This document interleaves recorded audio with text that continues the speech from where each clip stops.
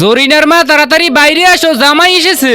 এটা হলো সরকারি চাকরিজীবী জামাই, শ্বশুর মশাই পিছনে আমিও আছি। এটা হলো রিক্সাওয়ালা জামাই, তাড়াতাড়ি গিয়ে জামাইয়ের জন্য খাবার নিয়ে আসো।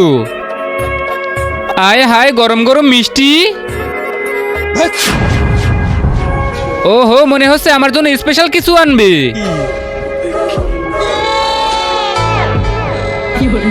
এটা কি হলো শাশুড়ি মা? সিনিয়র বাথরুমের মগে পানি, যা দিয়েছি চুপচাপ খেয়ে নে শুয়োর।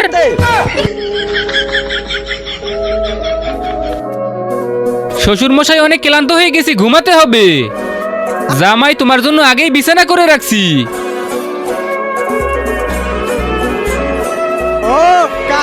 কেন শ্বশুর মশাই ঘুমাতে যাব? আবে হারামি, তুই ওখানে না এখানে ঘুমাবি না মায়।